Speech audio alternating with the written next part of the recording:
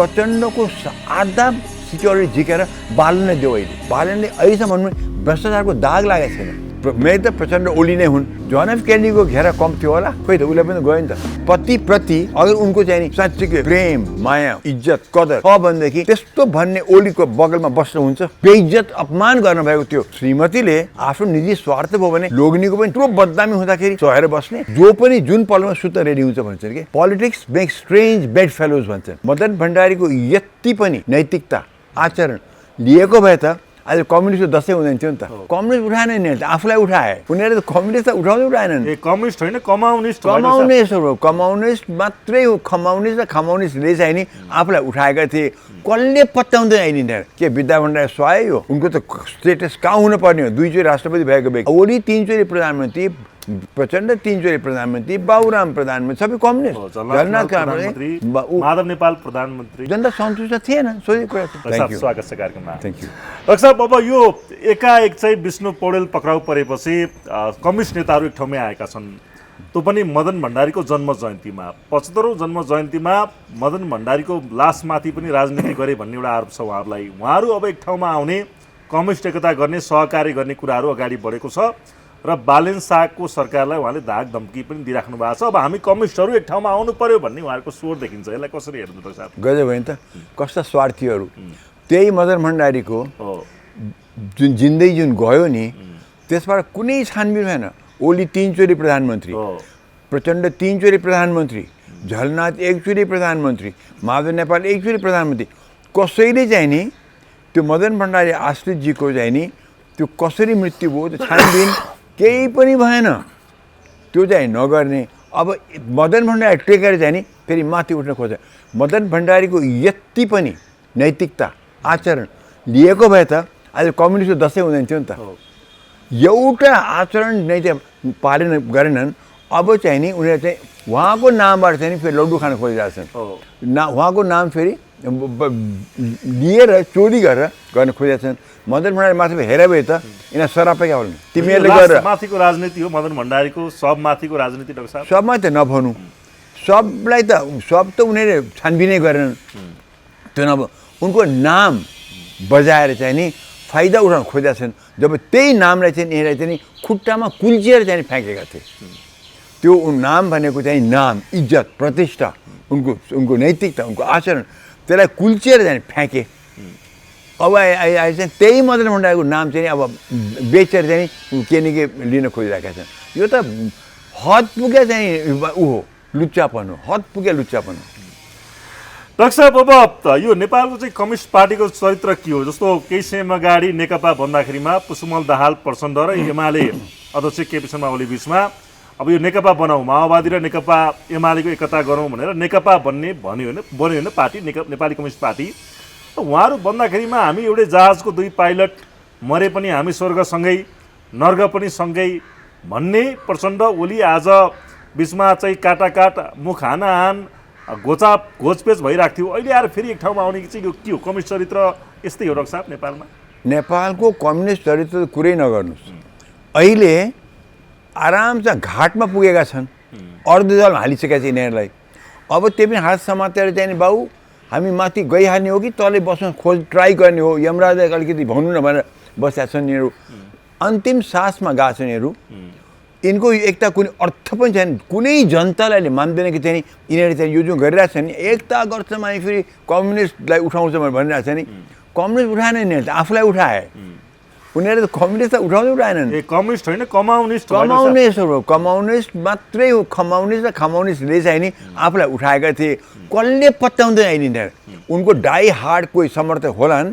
आज प्रचण्ड ओलीको चाहिँ यो सङ्गठन जुन गरिरहेको छ झलनाथ माधव आएका छन् यो माधव नेपाल राम्रो छ भने हिजो माने उनले चाहिँ एक प्रकारले यो माने यसमा कुराले चाहिँ चिउरा भिज्दैन भन्दै छन् उनले चाहिँ बरु माधव नेपाली त्यहाँ सत्य बोलेका छन् झलनाथले धेरै कुरा यताउति गरे तर मेरो त प्रचण्ड ओली नै हुन्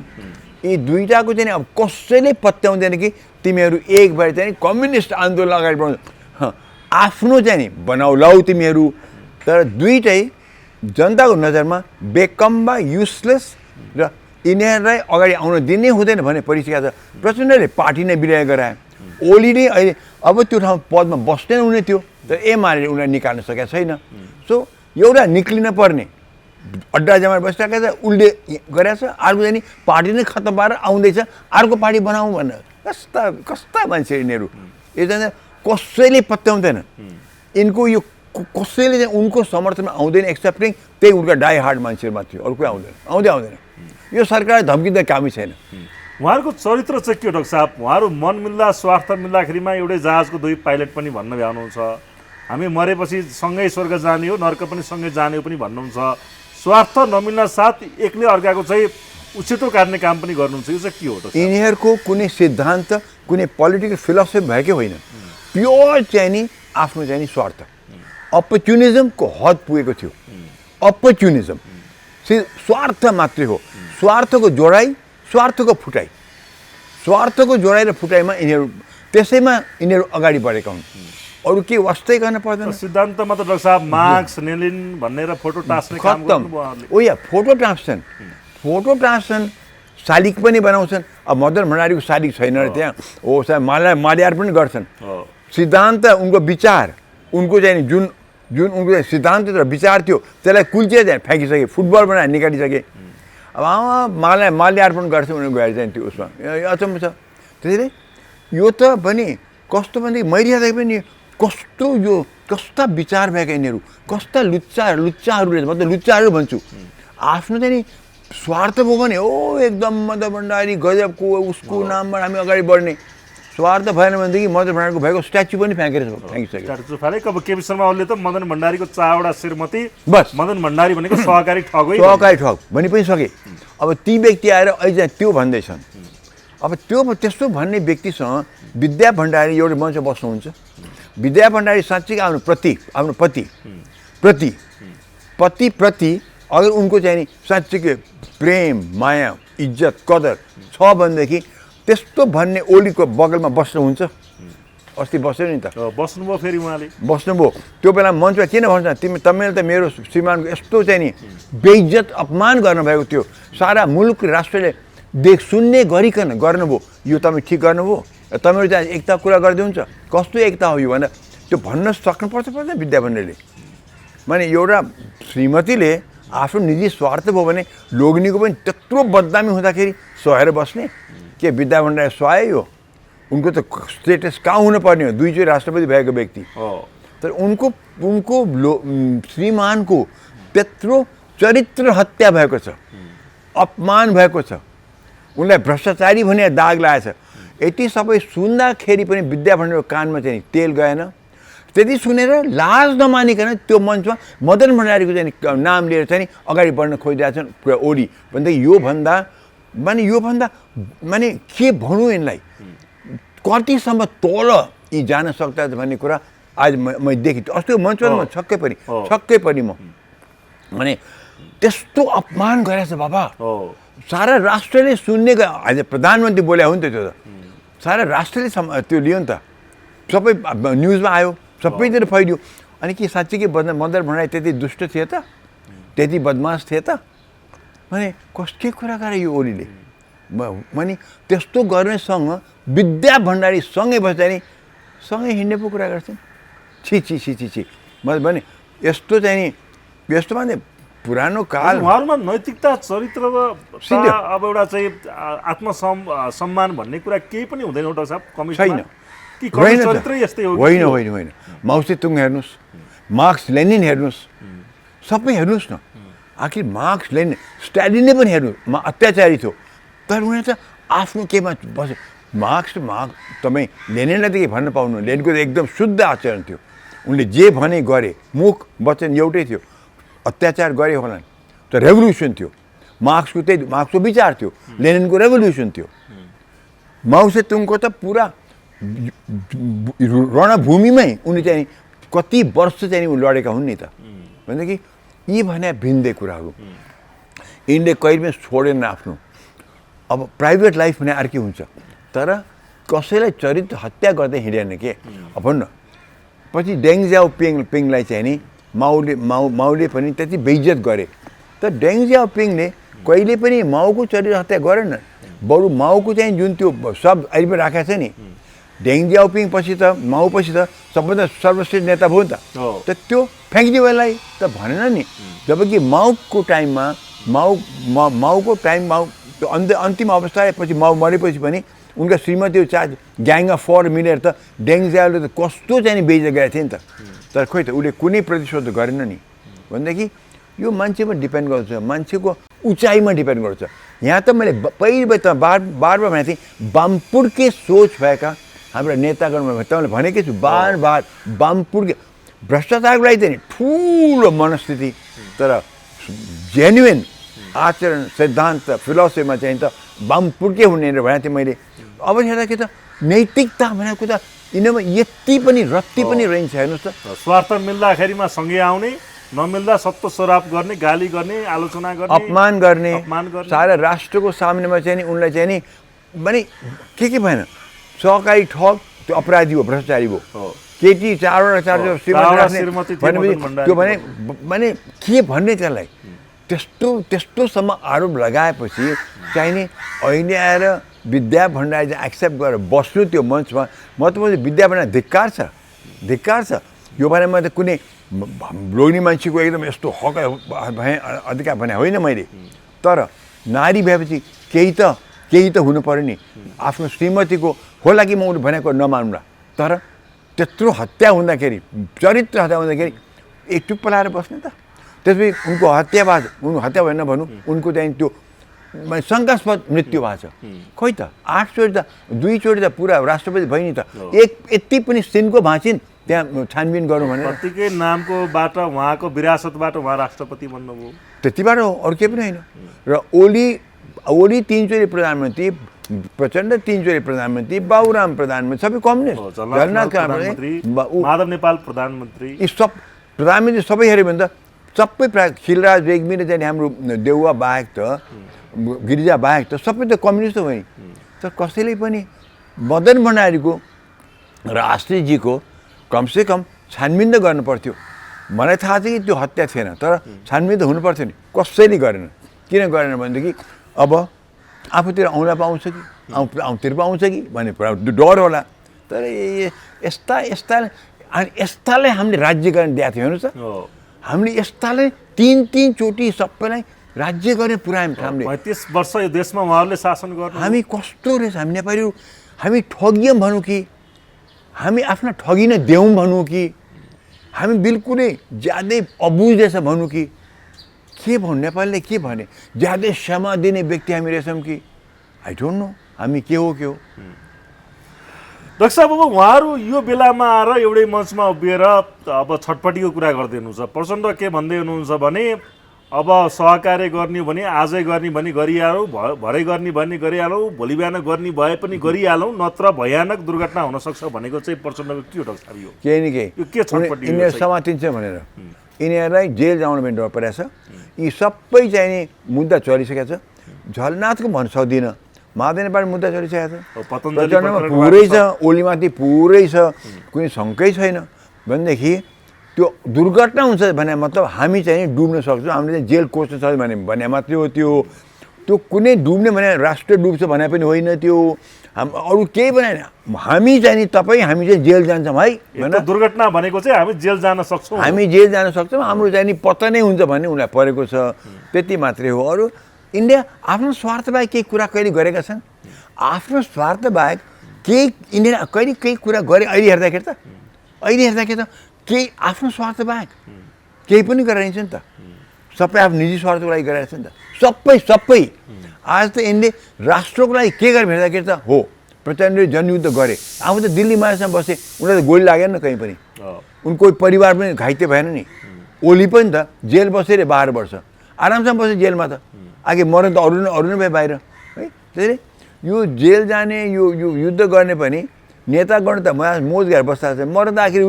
युवाहरू नै त हुने आखिर त्यसैले नै यिनीहरूको अहिले अन्तिम सासमा पुगेका छन् डराएका छन् तर्सेका छन् कुन बेला हामीले चाहिँ या नेपालमा जाग्छन् या इन्टरनेसनल कोर्टमा हामीले जाग्छन् भनेर प्रचण्ड त तर्सेकै छ ओली पनि तर्सेकै छन् ओलीलाई चाहिँ अहिलेसम्म नेपालमा त जाग्छ भन्छ प्रचण्डले त नेपालमा त होइन इन्टरनेसनल कोर्टमा पनि पुऱ्याउँछ भन्ने डर छ त्यसैले दुर्घटना हुन्छ भने हामी दुर्घटना पर्छौँ भने मात्रै अरू केही पनि हजुर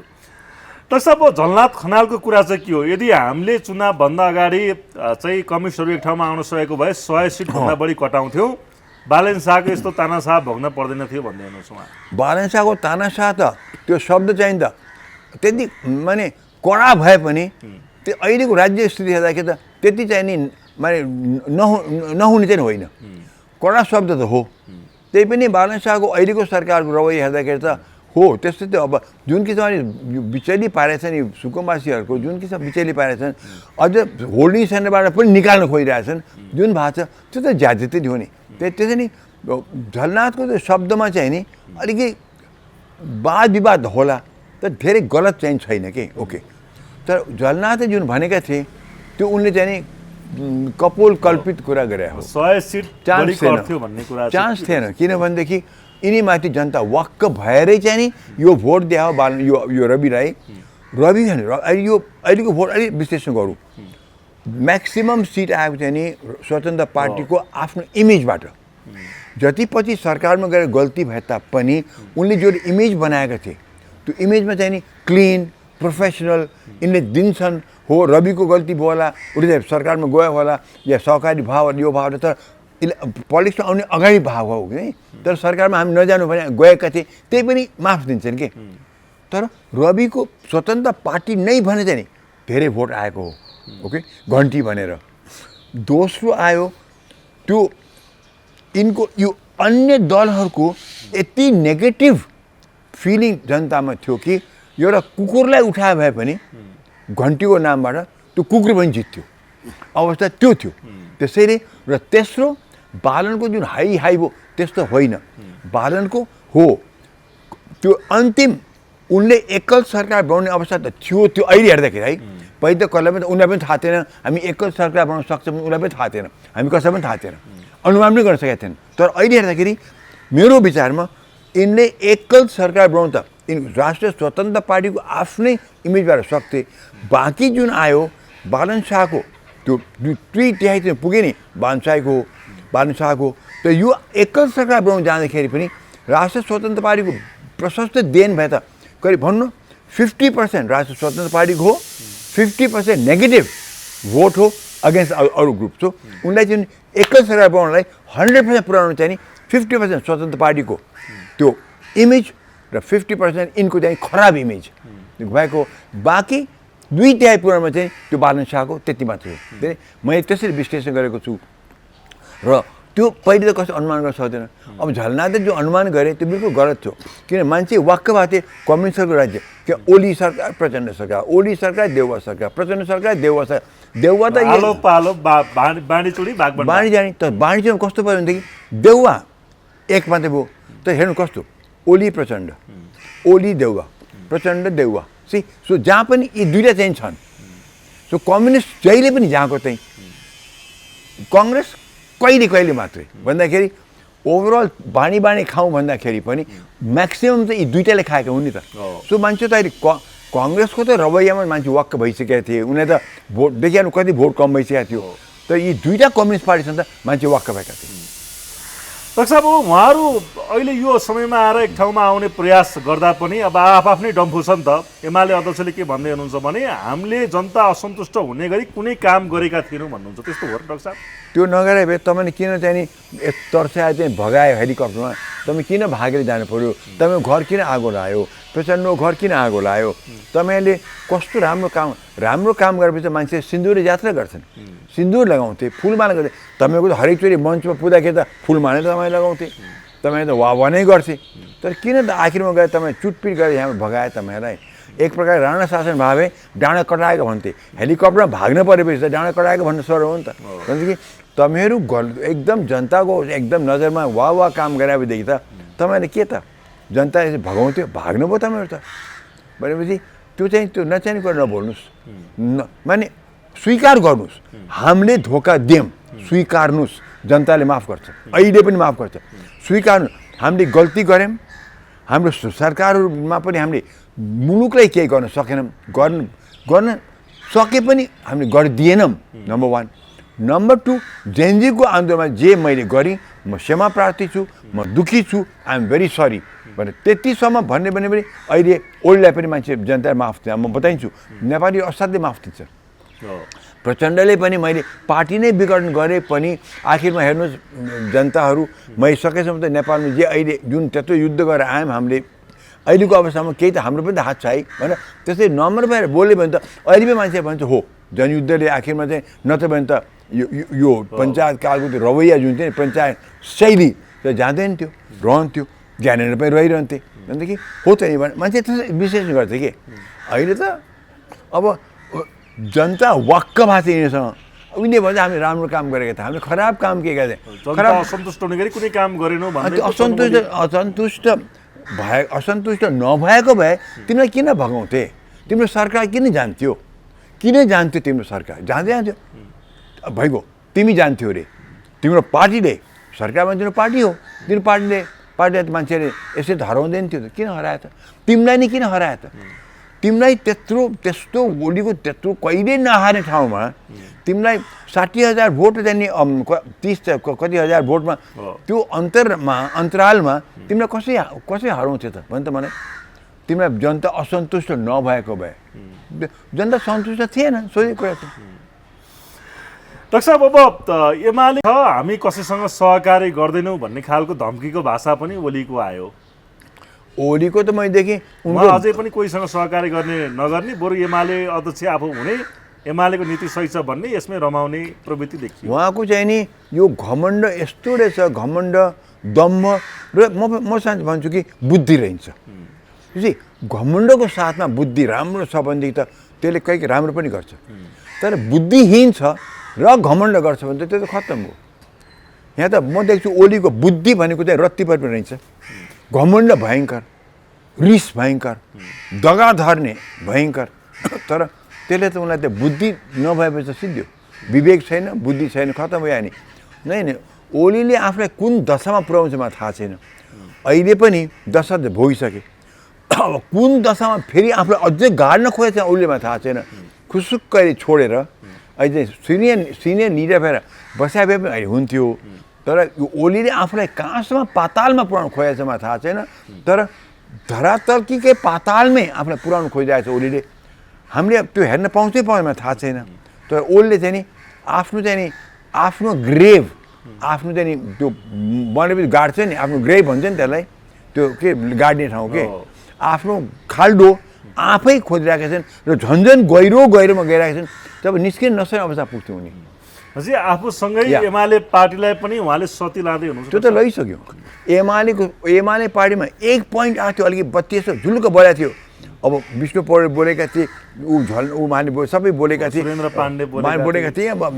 ईश्वर पोखरेल बोलेका थिए उसले हटाउनु मैले पनि त्यो बत्ती अलिक बोलेको थियो पेस भयो हटाऊ यसलाई यो क्यान्सर हो हटाऊ भनेको थिएँ आखिरमा गएर त के देख्यो ऊ त जहाँको त्यहीँ त बरु उल्टै हेर्दाखेरि त पक्राउ गरियो विष्णु पौडेल पक्राउ यो त यसो हेर्दाखेरि त कतै मिलोमितो त छैन यहाँ पोलिटिक्समा कोही पनि सधैँ दुश्मन हुँदैन कोही पनि सधैँ मित्र पनि हुँदैन यहाँ त विष्णु पौडेललाई यसरी समातिनु त्यो पनि रातारात समात्नु समातेर पनि एकैचोटि झापझुपै पार्नु कुनै सोधपुछ गर्ने चिठी पठाएको छैन केही पठाएको छैन भनेदेखि त कतै ओलीजीको बालनसँग साँठगाँठ त मिलेन अहिले किनभने त्यो हुनसक्छ बा पोलिटिक्समा त पोलिटिक्समा भनिन्छ जो पनि जुन पलमा सुत्न रेडी हुन्छ भन्छ कि त्यसैले बेड फेलोज भन्छ कि politics makes strange bed fellows भन्छन् politics makes strange bed fellow कस्तो भयो भने दुईवटा एउटा बिचमा सुत्या हुन्छ नि कि त्यसैले यो कतै अहिले ओल्डलाई समस्या पऱ्यो ओल्डलाई यो यसलाई चाहिँ उनको काँडा विष्णु पौडेल भएको छ अहिले मेन प्रोटेस्ट गर्ने कि अस्ट्रेलिया साथमी कि विष्णु पौडेल हो यसलाई खत्तम पार्यौँ भाइ अगर त्यो मिलुमिटमा गएर हो भनेदेखि त तब चाहिँ त हामी बुझ्नुपर्छ चाहिँ नि त्यो हो भने यो सरकारले त्यो किन गरेर अगर हो भने त म बताउँछु किन हामी मान्नुपर्छ भने अब बालनलाई पनि मलाई लाग्छ यो अहिलेको अधिवेशन हेर्दाखेरि बालन पनि आफूलाई स्ट्रङ गर्न सकेन बालनले मैले भन्टाएको थिएँ त्यहाँ बसेर चाहिँ अब क्याप्चरै गर्छ पार्टी भन्टाएको थिएँ तर सकेन यसपालि मलाई अति खुसी लागेको छ कि नि त्यो संस्थापकहरूले चाहिँ दुःख गरे त्यो ग्रासमा बसेर काम गरे घर दैलो गरेर पार्टीलाई बलियो बनाएर ल्याएर यो अवस्थामा पुर्यायो नि तिनले आखिर तिनको चाहिँ नि वर्चस्व भएको छ त्यो हामीलाई धेरै खुसीको कुरा हो किनभने त्यस्ताले मात्रै पार्टीको माया गर्छ र त्यस्तो पार्टी मात्रै दिगो पनि हुन्छ, नभए आगन्तुकले गर्दैन। त्यो मा डर के थियो, बालन त्यहाँ बस्दा 3 दिन के षड्यन्त्र हुन्छ त्यहाँ, त्यो क्याप्चर गर्न खोजे, नभए आगन्तुकले भनेदेखि त मार्यो भने त्यो भएन। बालनले पनि त्यो बुझ्यो, हो भनेदेखि त त्यसो हो भनेदेखि त यता ओलीले अगर विष्णु पौडेललाई पक्राउ गराउन लगाएको भएदेखि आँखा बाहिर भन्दाखेरि त हामी चाहिँ आन्दोलन गर्छ भन्ने त भित्रभित्र कैँची काट्ने, त्यो हो भनेदेखि त तब हामीले बुझ्नुपर्छ कि चाहिँ नि अब बालनलाई लाग्छ कि मेरो सरकार डाइरेक्टली चल्न नसक्ने हुनसक्छ 5 वर्ष भनेदेखि त तब के गर्ने त, मिलिजुली सरकार कुराउँछ र मिलिजुली सरकार कुराउनु बित्तिकै त बालनलाई प्रधानमन्त्री भइरहनु छ, तब के गर्ने त। सो ओलीसँग मिल्नु पर्यो, नम्बर त पुऱ्याउनु पर्यो। त्यसैले कतै यो सङ्केत चाहिँ नि मिलिजुलीतिर त गएको छैन, द्याट इज द पोइन्ट। कतै यो सङ्केत मिलिजुलीतिर गएको चाहिँ हुनसक्छ। एक मिनट है, होल्ड अन। सो हाम्रो चाहिँ नि मेरो विचार चाहिँ नि कतै यिनीहरूलाई आफूमाथि विश्वास छैन कि 5 वर्ष हाम्रो एकल सरकार चल्छ, त्यो पनि मिलिजुलीमा जानु पर्यो। मिलिजुलीमा जाने हो भने त पहिलेको रवैया जस्तो सबैलाई मिलाएर राख्नु पर्यो। त्यसो हो भने त ओलीलाई त बालनलाई त ओली चाहियो, या बालनमा त किन भनौँ, त्यो मन्त्रीमण्डलमा या राष्ट्रिय स्वतन्त्र पार्टीमा त्यो विचार कसो आएको छ भनेदेखि त उनीलाई ओली त चाहियो। सो भित्र स्वतन्त्र पार्टी भित्रै भनौँ, सरकार मात्रै भित्र भनौँ, बालन मात्रै भित्र भनौँ, रवि मात्रै भनौँ भित्र, यिनीलाई कसैलाई त्यो सङ्केत आएछ भने त उनले त ओलीसँग त हात मिलाउँछन्, सोटु प्रचण्डसँग, सोटु देउवासँग। सो जुन यत्रो झेन्जीको जुन गरिया थियो नि त्यो त बिस्तारै त खतम हुने हो। अब त्यो अवस्थामा चाहिँ नि यिनले हात पसारे हुनु चाहिँ सक्छ वा, यो बाहिर कैँची,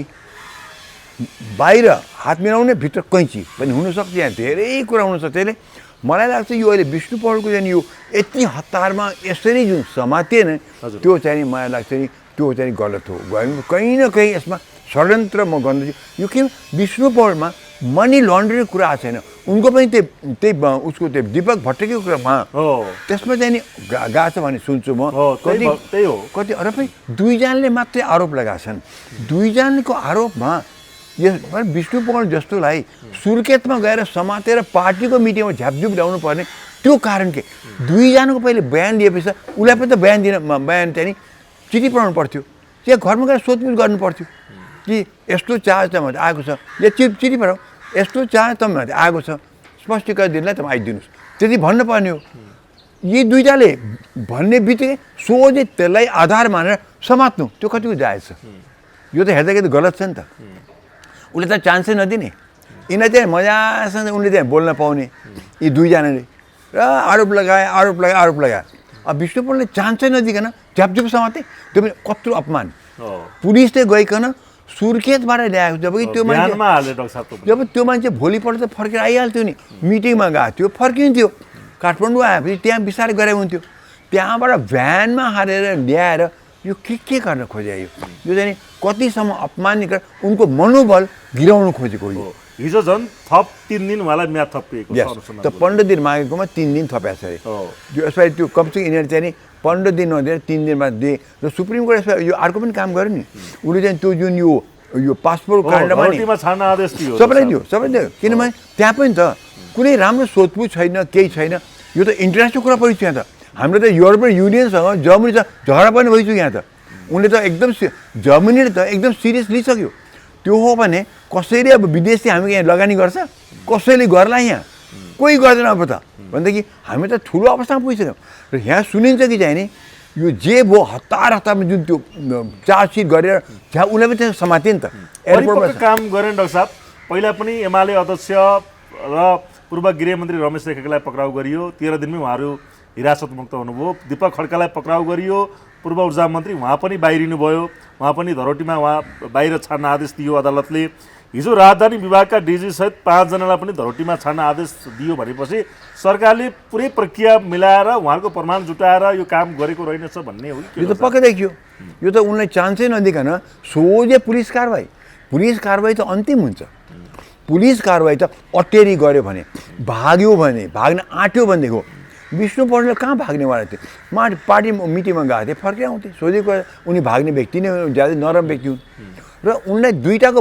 उनले बयान दिए उनले समात्ने, यो कहिले त्यसपछि त भोलि एउटा व्यक्तिले दुईवटाले सुन्दरमणि यस्तो बदमासी गरेको छ उसले यति लुट्याएको छ भने सोधै पुलिस आयो मलाई समात्यो त त्यही रवैया त्यही देख्यो नि त्यस्तै गरेर यो पासपोर्ट प्रकरणमा पनि म सुन्छु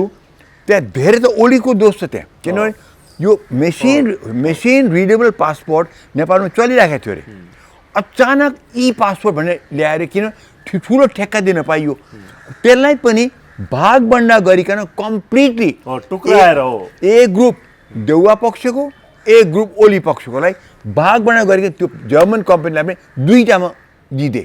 गर्दाखेरि त उयो ओलीको डाइरेक्ट निर्देशमा त्यो भएर छ भनेदेखि त यो दोषी ओली समातिने चाहिने अरियाल त्यसैले सुप्रिम कोर्टले सबैले छोडिदियो अन्याय थियो नि विष्णु पढ्नलाई पनि 15 दिन माया थियो 3 दिन दिएको छ अब राख्दैन अब छोड भन्छ त्यसरी चाहिँ झलनाथले अस्ति भने नि जुन शब्द तानाशाही जुन शब्द युज गरे नि त्यो हेर्दाखेरि या हामीले तानाशाही भन्नु पऱ्यो या बिल्कुल बेकुफीसँग सरकार अगाडि बढाएको छ भन्नु पऱ्यो या सरकार बिल्कुलै न कानुन मान्ने न नियम मान्ने बेकुफीको साथ अगाडि बढे भन्नु पऱ्यो ती तानाशाहीको हिसाबले थपै थाहा छ गर्न हुन्न भने त्यही पनि गर्छु त्यो ओली प्रवृत्ति हामीले त्यो मान्नु पर्यो अब कुन चाहिँ मान्ने त्यो हामी डिसाइड गर्छौँ पहिला थुन्ने अनि सुन्ने गर्नुपर्नेमा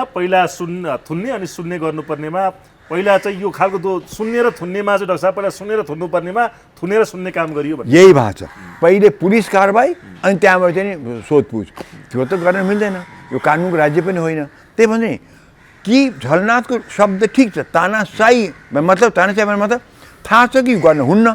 थाहा छ कि यो गर्न पाइन्न यो कानुनको खिलाफमा छ त्यही पनि म गर्छु त्यो तानाशाह अरू चाहिँ कुरा कानुनमा थाहा छैन नियम पनि मलाई थाहा छैन र मैले गरिहाल्ने जा त्यो बेकुफी हो सुप्रिम कोर्ट देखाइदियो छोडिदियो हुनु पनि हो किनभने त्यहाँ त के देख्छु भने त्यहाँ धेरै कुरा परेछ पहिला कुरा त यो प्रकरणमा को मुसिया छन् तिनीलाई सब गरेकै छैन दोस्रो कुरा इन्टरनेसनल यो परिसक्यो त्यतिमा छैन फेरि म सुन्छु कि बालन शाहको अफिसैबाट चाहिँ नि यो प्रेसर दिएको छ अरे त्यसो हो भने त के प्रेसर दिएको छ भने यो पासपोर्टको यो जर्मन कम्पनी रद्द गर भनेको छ अरे पासपोर्ट चाहिँ आइरहेको छ फेरि हेर्नुहोस् अब गर्ने बित्तिकै जर्मनले के भन्यो भने हामी तीमाथि इन्टरनेसनल कोर्टमा हामी चाहिँ नि यो छ नि इन्टरनेसनल उसमा नि मुद्दा चलाउँछौँ भने हामीले त मिलियन्स अफ डलर चाहिँ हामीले दिनुपर्ने हो हामी सक्छौँ त दिन ऋणमा यसै पनि डुबेका छौँ तिर्न सक्छौँ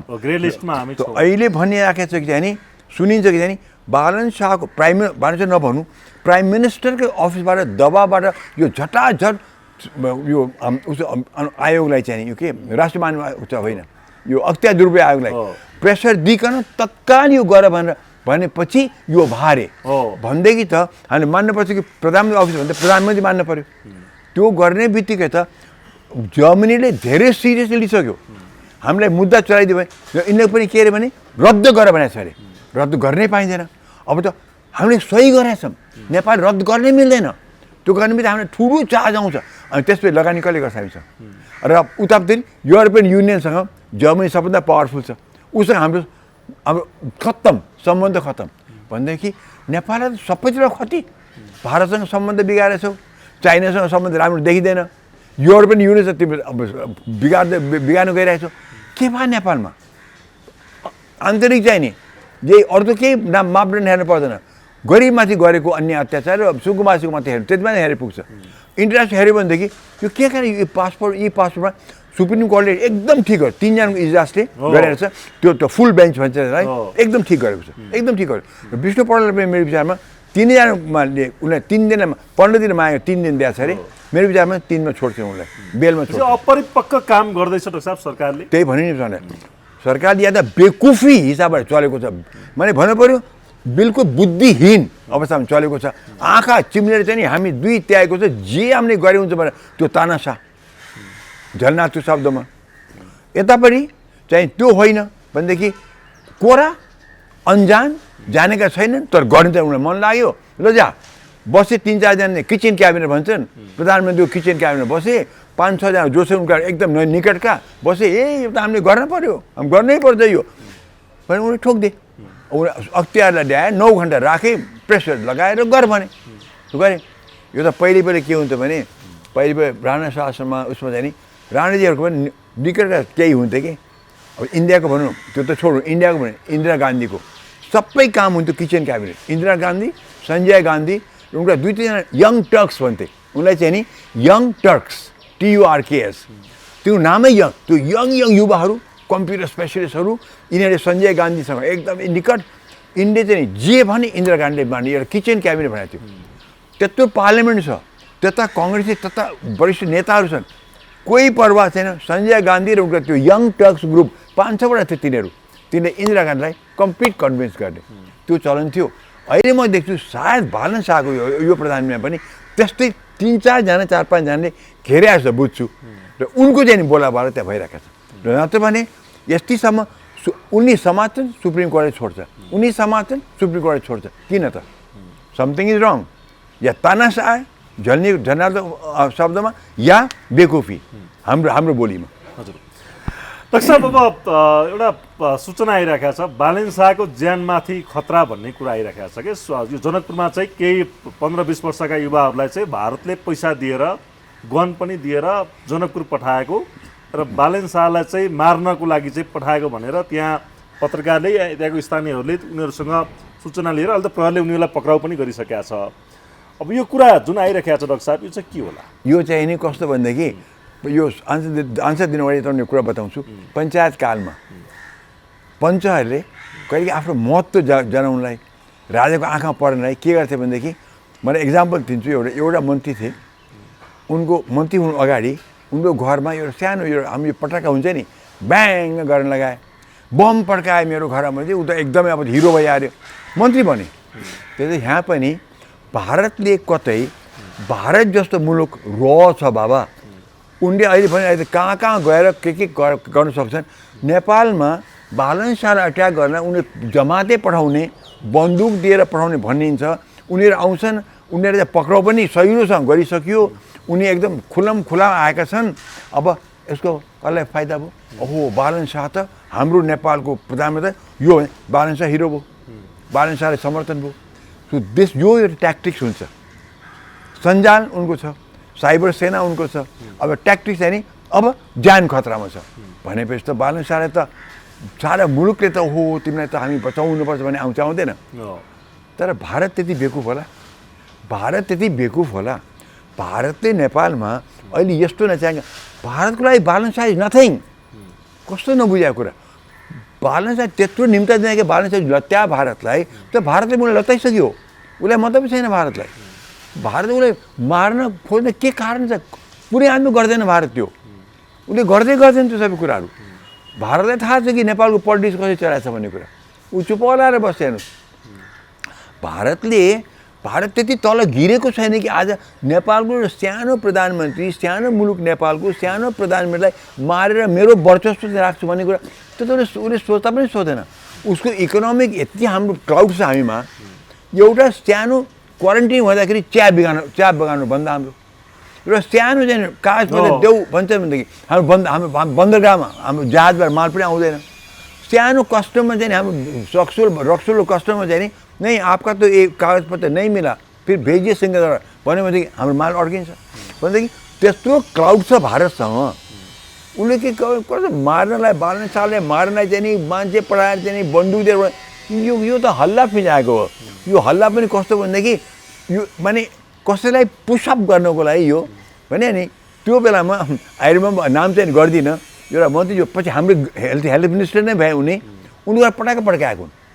तर बम पड्क्यो, कत्रो हल्ला चल्यो, बम पड्क्यो, नथिङ अफ द सर्ट, पटाका थियो त्यो।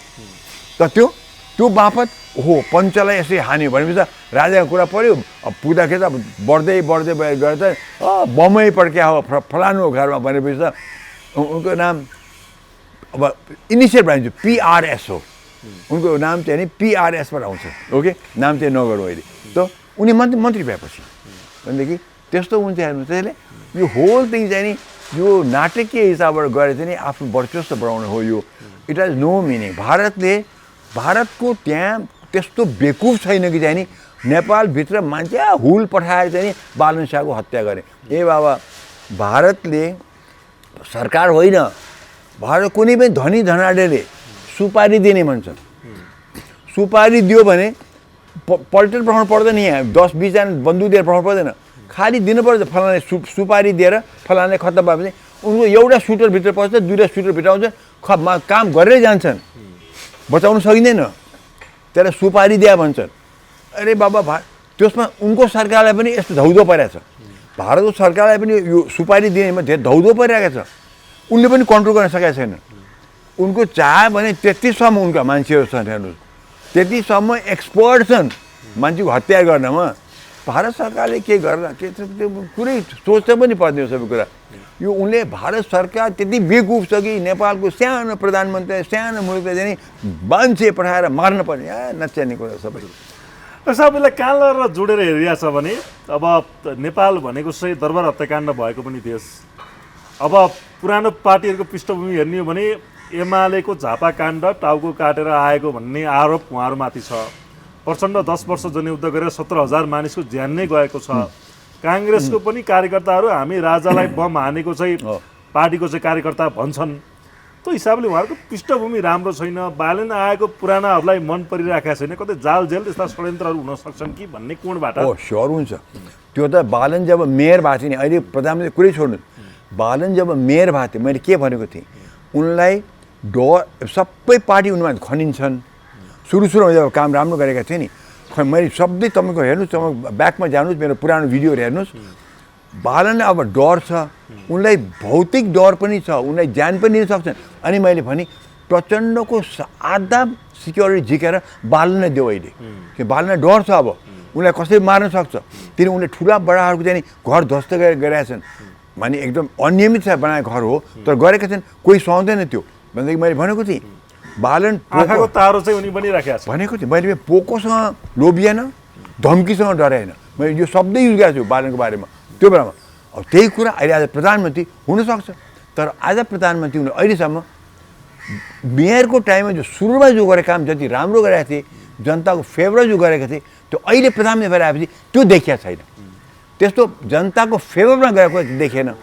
बरु पछि गएर बिस्तारै नाङ्ले पछि हटाए, त्यहाँ पनि फेरि डोजर चलाउन खोजे, त्यो पछि कुरा हो त्यो। तर सुरुमा जब आए हामी सबैले हाई गऱ्यौँ, हामीले पनि बालन शाह वेल डन भने, बालन डोजर अगाडि बालन पछाडि हामी भनेको थियौँ, बालन अगाडि डोजर पछाडि भनेकै थियौँ, तर पछि काम बिगार्दै गए। अहिले आएर त्यो मेयरसिपको सुरुवातको काम उनले गरेनन् कि सेकेन्ड पक्षको चाहिँ हिसाबमा चलेका छन् अहिले बालन साथीहरूले। उनलाई डर त डेफिनेट हुन्छ, प्रधानमन्त्रीहरू जसमा डर चाहिँ हुन्छ, त्यो उनले त्यस्तो सिक्योरिटी पनि दिएकै हुन्छन्। तर अन्दाजमा चाहिँ तर ठिक हो, नेपालभित्र प्रचण्ड डर छ, म पक्का भन्छु। सबैले डर छ कि सबैले मान्छे मारेर आएका छन्, सबैले मान्छे मारेर आएका छन्। र बाप बैरी सर्ने पृष्ठभूमि त कसैको राम्रो छैन। झापाकाण्ड एमाले माओवादी 10 वर्ष जनयुद्ध, बाप बैरी साध्ने त हाम्रो चल्नै छैन। तपाईँ नाम सुन्नुभएको छ नि, बाप बैरी साध्ने। मेरो बाबालाई मारेको थिएँ, मेरो उसलाई बाजेलाई मारेको थिएँ, म तिमीलाई पनि मार्छु, त्यो भएको। तर बालन शाहको त्यस्तो केही पनि छैन, उनले कसैलाई मारेका छैन। उनको परिवार सिम्पल परिवार हो तराईको, उनले कसैलाई मारेको छैन, हत्या गरेका छैन। बालनले अहिलेसम्म भ्रष्टाचारको दाग लागेको छैन। उनलाई मार्ने अहिले कुनै किसिमको चाहिँ अहिले चाहिँ मेयरको टाइममा सुरुवातमा चाहिँ उनलाई डर थियो, अहिले उनले त्यस्तो काम गरेका पनि छैन। र फेरि मेयरको त्यो टाइमको काम जस्तो अहिले गरेका पनि छैन। त्यो भनेपछि त बालनलाई अहिले मारिहाल्ने किसिमको त्यो कुनै त्यो अहिले म सोच्दा पनि सोच्दिनँ कि त्यो छैन। मेयरको सुरुमा मैले भनेको हुँ डर छ, अहिले त म भन्दिनँ त्यो कुरा, किनभने अब जस्तै प्रचण्डले मारे, ओलीले मारे, कङ्ग्रेसले बम हाने, तर यिनले त केही पनि त्यस्तो गरेको छैन। भनेदेखि बरु जेएनजीको टाइममा त यिनकै साथीभाइहरू मारे भनौँ न, आखिर बालनको त पुरा समर्थन रहेछ नि त्यहाँ। उनले चाहिँ मानव अधिकार आयोगले नाम मात्रै हालेन, त्यो त्यहाँ किन हाल्ने मलाई थाहा छैन। तर त्यसले त ठुलो गल्ती गरेको छ त्यहाँ मानव अधिकार आयोगले, त्यही पनि। तर ऊ नाम त छैन नि, त्यो उसले चाहिँ नि त्यो कसैले मार्या भने त्यो डर त उनलाई पटक्कै छैन, त्यो पटक्कै छैन। र अहिले उनले कुनै कसैले पनि त्यस्तो नि उनलाई मार्नै पर्ने खालको काम त गरेको छैन। डाक्टर साहब, अब शङ्काको प्रश्न त उठिराखेको छ फेरि, किनभने सुरक्षा थ्रेट चाहिँ छ नि उहाँहरूमाथि होइन, किनभने उहाँहरूले त यत्रो विरासत 35 वर्षसम्मको शासन, विभिन्न मान्छेहरूको रोजीरोटी खसिएको छ, अब सत्ता नै खोसिएको अवस्थामा अलिक रिस भइरभाव त छ नि उहाँमा। त्यो स्योर हुन्छ, रिस कसलाई छैन, रिस गरेर छैन। भोलि कोरोना या यस्तै कोही ऊ आयो भनेदेखि, एपिडेमिक आयो भने मैले त औषधि जानु पऱ्यो नि, मलाई खतरा छैन। त्यो पाइरे अब मनसुन आइरहेको छ उडाउँछ प्लेन खतरा छैन पोलिटिक्स भनेको जहिले पनि खतरा हुन्छ राजीव गान्धीको त्यत्रो सिक्योरिटी थियो खतरा भएन इन्दिरा गान्धीको सिक्योरिटी कम थियो झन् त्यो गोल्डन टेम्पलमाथि त्यो आक्रमण गरेपछि कुनै कम थियो गयो जन एफ केनेडीको खतरा जहिले पनि हुन्छ बा त्यो खतरा छ भन्दैमा दुलोमा लुकेर बस्ने कुरा हुँदैन एकदम सिक्योरिटी घेरामा बस्ने कुरा हुँदैन पोलिटिसियन त्यो गर्दा पनि गर्दैन जन एफ केनेडीको घेरा कम थियो होला खोइ त उसले पनि गयो नि त भनेपछि सधैँ हामी सबैलाई आफ्नो पेसामा डर छ त्यो किसान खेतमा जान्छ अहिले सर्पको बिगबिगी हुन्छ खेतमा एउटा सानो कोब्राले करेतले डस्दियो उसलाई डर छैन भने माझी जान्छ नदीमा मान्छे लिएर गएको हुन्छ तुफान आउँछ हुन्छ उसलाई चाहिँ ड्राउन्डको डर छैन सबैलाई डर छ कसलाई डर छैन भन्नुहोस् न मलाई हरेकलाई डर छ त्यो डर छ भनेपछि हामी हेर्नुहोस् संसारमा भनिन्छ नि डर नै हो सबै डरले नै संसार टिकिरहेको छ डर नभए जथाभावी हुन्थ्यो यहाँ मान्छेलाई मृत्युको डर छ सम्पत्ति जाला भने डर छ कसैले चाहिँ मलाई मार्ला भने डर छ मेरो चाहिँ परिवार मर्ला भने डर छ मेरो घरमा आगो लाग्ला भने डर छ ती डर त डरै छ सबैतिर त्यसले यो बालन शाहलाई डर त हुन्छ कुन बेला कुन पागलले पनि गएर ठोकिदिन्छ कहिले होइन र पागल मान्छे पनि गएर मान्छे मारिदिन्छ होइन डर हुन्छ भयो त्यो डर छ भन्दैमा त्यसलाई बढी चढाउ गरेर एकदम भयङ्कर गरेर ओहो हाम्रो यसले त यस्तो डर छ अब चाहिँ हामीले उसलाई समर्थन दिन पर्यो भने त्यो गर्दैन पर्दैन डर सबैलाई छ एउटा बस ड्राइभर रोजिँदै बस खसाएको छ रोजिँदै टेम्पो खसाएको छ त्यो सुमोहरू खसिरहेका छन् हो कि होइन त त्यो ड्राइभर हो कि होइन त त्यो ड्राइभर त मर्छ नि उसलाई डर छैन अब रोजगारको लागि दिनभर कमाउको लागि त लग्यो नि त त्यस्तो खतरा बाटोमा त बाटो त राम्रो त छैन नेपालमा त अहिले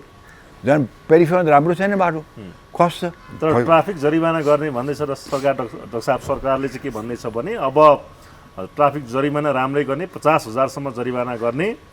र कालो सिसा जो छ त्यो सबै हटाउने गृहमन्त्रीज्यूले त मेरैबाट सुरु गरौँ भनेर हिजो गृहमन्त्री गृह सचिवको पनि कालो सिसा हटाइएको छ र अब चाहिँ जरिमाना बढी बनाउने भन्ने कुराहरू आइरहेको छ डाक्टर साहब यसलाई कसरी हेर्नुहुन्छ यो हेर्नु यो एक कोणबाट ठिक हो एकदम ठिक हो किनभने कालो सिसा चाहिँ नि संसारभरि चाहिँ नि ठाउँ ठाउँमा ब्यान्डे गरिएको छ किन त्यसबाट धेरै लुकी छुपी चोरी भयो तपाईँ किन कालो सिसा लाउनुहुन्छ कालो सिसा किन लाउनुहुन्छ किनभनेदेखि या तपाईँले के लुकाउनु छ या बाहिरको सूर्यबाट तपाईँ चाहिँ नि राहत पाउनु छ त त्यो सूर्यको राहतलाई भित्र चाहिँ सानो सानो कर्टेन पाइन्छ कि त्यो ठ्याक्कै त्यो जोडेर तानेपछि त्यसलाई रोक्न सकिन्छ त्यो सूर्यको किरण बाहिरको सूर्यको राप चाहिँ रोक्न सकिन्छ कालो सिसा छैन तर कालो सिसामाबाट चाहिँ नि धेरै मान्छेको चाहिँ नि डर भएको छ त्यो पक्का कुरा त्यो कालो सिसा हटाउनु त पर्छ डेफिनेटली अब कुरा आयो जरिमाना हो अत्याधिक गरेपछि चाहिँ नि जरिमाना हुन्छ जस्तो भन्नु यही हाम्रो एरियामा 4 महिना फ्याँक्दै अब जब चाहिँ जरिमाना बढाउँछु भनेर गरेपछि फ्याँक्न छोडे त्यो चाहिँदो रहेछ सो हेर्नुहोस् अहिले यहाँ साँच्चै भन्दा मोटरसाइकलवालाको त ज्यादै नै छ जथाभावी हाँकेका छन् र आफूलाई पनि खतरा अरूलाई पनि खतरा भइरहेका छ त्यस्तो अवस्थामा सधैँ मिच्छन् कि चाहिँ नि अस्ट्रेलिया युरोप जस्तो गर्नुपर्छ एकचोटि आयो भने लाइसेन्स पल पार्ने दुईचोटिमा लाइसेन्स सेकेन्ड पल पार्ने जरिमाना गर्ने बढाएर गर्ने थर्डमा त्यस्तो पल पारेर जरिमाना गरेपछि लाइसेन्स चाहिँ खारिज अब 5 वर्ष लाइसेन्स खारिज अस्ट्रेलियामा त्यो चलन छ मलाई त युरोपतिर पनि चलन छ त्यो अपनाउनु राम्रो हुन्छ पैसैमा त थोपर्दाखेरि कति मान्छे पैसा छ त पूर्वाधार पनि हाम्रो राम्रो छैन भन्ने कुरा उठाएको छ डाक्टर साहब संसदमा जरिमाना भन्दा पनि पहिला बाटोघाटो पूर्वाधार ट्राफिक व्यवस्थापनको लागि राम्रो बाटोघाटो सबै कुरा राम्रो हुनु पर्यो होइन त्यो त यो त प्यारलल छ यो त बाटोघाटो राम्रो हुनेसम्म त यहाँ ट्राफिक नियम त उल्लङ्घन गरे हुन्छ त्यो हुँदैन प्यारललमा आउँछ यता पनि जरिमाना पनि गर्नैपर्छ त जरिमाना खाना पैसा मात्रै बढा हुँदैन तिनलाई लाइसेन्स चाहिँ रोक्ने गरिकन जान्छ नि 1 पञ्च 2 पञ्च 3 पञ्च लाइसेन्समै यो अस्ट्रेलियामा देखेको छु यो कुरा मान्छेको तर्सिन्छ भनेदेखि 2 पञ्च भएपछि बाफ्रे अनि कि त यस्तो सतर्कता अपनाउँछन् किनभनेदेखि तेस्रो पञ्चमा गयो अनि अस्ट्रेलिया जस्तो मुलुक युरोप जस्तोमा अगर तपाईँ मोटर हाँक्न पाउनु भयो त त्यहाँ त सैकडौँ मिल जानुपर्छ कसरी जाने कसैको फुर्सद छैन तपाईँ लगिदिने सो डराउँछ मान्छे अमेरिकातिर पनि त्यो सिस्टम छ त्यसले पैसा मात्रै बढाउनु होइन लाइसेन्सको त्यसलाई पञ्चिङ गर मोटरसाइकल होस् कि मोटर होस्, एक उसमा एक पञ्च अनि जरिमाना गर। जरिमाना धेरै गर्नु पर्दैन, त्यो पञ्च नै डरलाग्दो हुन्छ। लाइसेन्समा पञ्च गर्ने बित्तिकै त थर्ड पञ्चमा तिम्रो लाइसेन्स खारेज भनेर त्यो भनिदिनुहोस् त, भोलिदेखि त मान्छे ठिक छ हाँक्छ। हजुर, अब गृहमन्त्रीको विषयको कुरा गरौँ। गृहमन्त्री डाक्टर साहब चितवनको महाधिवेशनबाट भुइँकिएर बारा पर्सा जिल्लामा पुग्नु भएछ। त्यो पनि एकदम उहाँ चाहिँ अब क्याप लगाएर, चस्मा लगाएर, मास्क लगाएर, हाफ चाहिँ प्यान्ट लगाएर जानुभयो र कुनै लाभा लस्कर प्रहरीलाई कुनै सूचना पनि छैन। सीमामा हुने चोरी पैठारी, अवैध कारोबार र सीमामा हुने चाहिँ विभिन्न किसिमका जो समस्याहरू छन् त्यो बुझ्न स्थानीयसँग उहाँ एउटा साधारण व्यक्तिको रूपमा गएर साधारण व्यक्ति जसरी गरी उहाँले बुझ्नु भएको छ। यसलाई लिएर चर्चा परिचर्चा भएको छ भने अर्को अब सुरक्षाको हिसाबले उहाँलाई डर पनि हुने कुरा भयो। सीमामा हुने समस्याको विषयमा उहाँ यसरी गएको विषयलाई कसरी हेर्नुहुन्छ? एकदम ठिक लाग्छ मलाई, किनभने यो पहिले राजाहरूले पनि यस्तो गर्थे,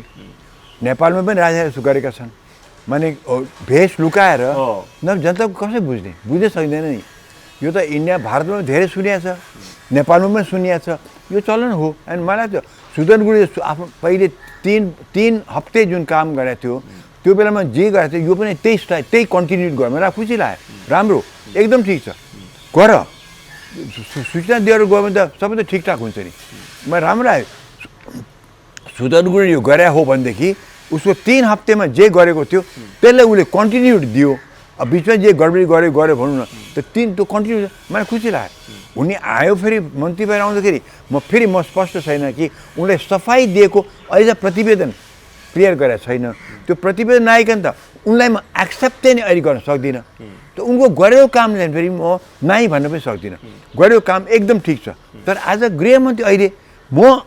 सायद नेपालीले पनि एक्सेप्ट गरिहाल्न, यो पहिले सकेको थियो अहिले सक्दैन। किनभने उनले कसरी स्पष्टीकरण पाए भन्ने कुरा चाहिँ त्यही अपराधमा चाहिँ नि विष्णु पौडेलले थुनिने, त्यही अपराधमा उनलाई स्पष्टीकरण दिइकन उनलाई फेरि गृहमन्त्री बनाउने, त्यो फेरि कहाँबाट आयो? त्यो चाहिँ हामीले थाहा नपाइकन, त्यो बुझ्न नपाइकन, त्यो प्रतिवेदन हामीले सार्वजनिक नगरिकन हामीले सुदन गुरुङलाई एक्सेप्ट गर्न सक्दैनौँ। त उसले आज गृहमन्त्री गरेको कुरा एकदम ठिक गरेको छ। हजुर, अन्त्यमा डाक्टर साहब, कम्युनिस्ट पार्टीहरू चाहिँ अब सडक आन्दोलनमा जाने, सरकार विरुद्ध सङ्घर्ष गर्ने भन्ने कुरा आइरहेको छ। उता राजसभाले भने आफ्नो चाहिँ अब प्रतिवेदनमा के कुरा अगाडि सारेको छ भने प्रत्यक्ष निर्वाचित कार्यकारी प्रधानमन्त्री, गैरदलीय राष्ट्रिय सभा, स्थानीय तहलाई पनि गैरदलीय बनाउने, अब चाहिँ अब यो खालको चाहिँ संरचनामा जाने, प्रदेशलाई चाहिँ अब सुधार गर्ने, प्रदेश संरचना खारेजै गर्ने भन्ने कुरा पनि आइरहेको छ र राष्ट्रपतिलाई पनि अब हटाउने हो कि भन्ने कुराहरू पनि आइरहेको छ। यो हिसाबले प्रचण्डहरूले अब राष्ट्रपतिलाई हटाउने हो भन्ने हिसाबले डर उहाँहरूमा देखिन्छ, यसलाई कसरी हेर्नुहुन्छ? पहिले कुरा त अब यो अहिले भएर सडक सङ्घर्षको कुरा गरौँ, उहाँलाई शुभकामना छ गर्नुहोस् भनेर, त यो धम्कीले केही पनि गर्नेवाला छैन। यो युजलेस धम्की हो यो। न त उनको जनता साथमा छ, उनको क्याडर आउलान् त्यति मात्रै हो, तोडफोड गर्लान्, अश्रु ग्यास चल्ला, एकदम बुलेट पनि चल्ला, रबर बुलेट चल्ला, त्यति मात्र सीमित हुन्छ। यो केही हुनेवाला छैन। उनीहरूले यो गर्नु आफ्नो खाना उपस्थिति जनाउन खोजे, त्यो मर्न आँटेको बत्ती झिलिक्क बाल्न खोज्या हो, त्यति मात्रै हो। अरू केही पनि तेल सुकिसकेको छ, उनको दियोमा तेल सुकिसकेको छ। त्यो लास्टको त्यो तेल चाहिँ झुलुक्क बलेर जाने भए त्यो गर्न दिउने आफै छैन। तर अलिकति उ गर्छन्, माने अलि अन्योलता क्रिएट गर्छन्, अस्तव्यस्त हुन्छ जिन्दगी अहिले केही समयको लागि। अब त्यति हडताल होला, बन्द होला, त्यो हुन्छ। तर त्यसले चाहिँ जनताको जीवन मात्रै कष्टकर बनाउनु बाहेक अरू केही पनि हुँदैन। पहिलो कुरा त्यो। अब आयो भने जुन 3टा कुरा भन्नु पऱ्यो, बिल्कुल जायज, सबै कुरा जायज छ, तर म भन्छु कमी भयो। यिनले यति पावर लिएर आएपछि उनले 2टा कुरा यहाँ थप गर्नु पर्थ्यो। जब यिनले नडराइकन प्रदेशको चाहिँ नि दल बाहेक भनेका छन्, गर्दलीय राष्ट्रिय अप्पर हाउसको भनिहाले, एकल माने प्रधानमन्त्री कार्यकारी भने, हामीले जे वकालत गरेका थियौँ सबै यहाँ समेटेर मैले पनि भने प्रदेशमा खारिज नै गरौँ, तर पहिले मूल्याङ्कन गरौँ। मेरो विचारमा अहिले नचाहे भने पछि चाहिन सकिन्छ। नम्बर 1 कार्यकारिक मैले बार भने 1-2 वर्ष भनेको वकालत गरेको कसै सुनेका थिएनन्, यिनले सुने, खुसी लाग्यो। अप्पर हाउसमा त हामी सबैलाई थाहा छ, त्यो त एकदम त्यो त खालि विशेषज्ञलाई लाने ठाउँ हो, त्यो त खालि विशेषज्ञ लाने भन्ने कुरा आछ। त्यो त हरोटेले मात्रै पुग्यो हो, के भने न 2टा कुरा यिनले चुके, गर्न पर्थ्यो अझ पनि। किनभने यिनले त गणतन्त्र ल्याउनुमा यिनको हात त होइन, अब हाम्रो हात छ गणतन्त्र ल्याउनुमा। तब यिनले अहिले राष्ट्रपति ठिक छ, राष्ट्रपतिलाई म पनि हटाउन चाहन्छु, तर त्यहाँ म अब आलङ्कारिक राजा नै राज संस्था नै ल्याउन चाहन्छु, किन अब बेला आयो। त्यो राज संस्थालाई बाहिर राखेर हामीले दिगो डेमोक्रेसी अगाडि ल्याउन सक्ला जस्तो मलाई चाहिँ लाग्दैन। जो कि जबकि त्यो राजा या त्यो राज संस्थालाई टिकाउनुको लागि त्यो राजा नेपाल नछोडिकन बस्यो, 20 वर्ष भयो। बरु देउवा भाग्न पर्यो, जनताको नेता राजा भागेनन्। त्यत्रो अपमान खाएर पनि, त्यत्रो चाहिँ जनताको धम्की, माधव नेपाल जस्तोको धम्की छोएर पनि बसिरह्यो नि त। त्यस्तो राज संस्थालाई हामी राजा ज्ञानेर नआउन्, त्यो राज संस्थाले अब स्पेस दिने बेला आयो। त्यो राजाको त्यो कुरा आउनु पर्थ्यो उनले पनि, त्यो हिम्मत गर्नु। के को डर उनलाई? जब लास्ट धर्म सबभन्दा महत्त्वपूर्ण। हाम्रो जरा भनेको धर्म संस्कृति। हाम्रो धर्म संस्कृतिमा उनले बोल्न सक्नु पर्थ्यो कि अर्थ होइन। शपथ ग्रहण गर्दाखेरि चाहिँ त्यत्रो शङ्खनाद गर्ने भन्न पर्दैन। हाम्रो यो मुलुकको धर्म संस्कृतिको संरक्षण गर्ने हो। हामी हिन्दू राष्ट्र भन्न पनि पर्दैन, तर यति भन्नुपर्छ हामीले आफ्नो मौलिक धर्म संस्कृतिलाई चाहिँ हामीले वकालत गर्नुपर्छ। हामी यसलाई चाहिँ त्यो सम्वर्धनको लागि हामीले पनि प्रयास गर्नुपर्छ भने त्यो त भनिदिनु पर्थ्यो। त्यो दुईवटा कुरा हिन्दू राष्ट्र भन्न पर्दैन, तर धर्मनिरपेक्ष पनि शब्द निकालिदियो। बरु धर्म भने शब्दै नराख, सिद्धो धर्मनिरपेक्ष निकालिदेऊ, केही त्यसको सट्टामा केही नहाल। यतापट्टि चाहिँ नि राज संस्थालाई स्पेस देऊ। सो 5 कुरा गरे हुन्थ्यो, 3 त गरे, एकदम राम्रो गरे। अब डराउनै पर्दैन थियो यो गणतन्त्र फ्याँकेर। हामी बेलायत, जापान र चाहिँ नर्वे, स्विडेनको हिसाब चाहिँ हामी इन्डियाकै नकल गर्नु पर्दैन। इन्डियामा पो त छैन, बेलायतमा छ नि त। त्यसले हामीले त्यो डराउनु पर्दैन थियो उनीहरूले। त्यो र धर्मको बारेमा त शङ्खनाद गरे चाहिँ उनीहरूले चाहिँ शपथ ग्रहण खाएको त्यो समूहले आज किन डराएको चाहिँ नि धर्मनिरपेक्षता हटाइदेऊ, हामी चाहिन्न। हामी आफ्नो धर्म आफै रक्षा गर्छौँ। तर अहिले यो धर्मनिरपेक्षता राख्दाखेरि चाहिँ बाहिरिया धर्महरूले डलरको आडमा हाम्रो भित्रको धर्म संस्कृति नष्ट गर्दैछन्। त्यहाँ हामीले सहँदै जान परेको छ, किनभने सरकारले उनीलाई समर्थन दिइराखेको छ। त्यो चाहिँ नि रोकिदिनु पर्यो। हजुर, हस् डाक्टर साहब, समय र संवादलाई धन्यवाद। Thank you.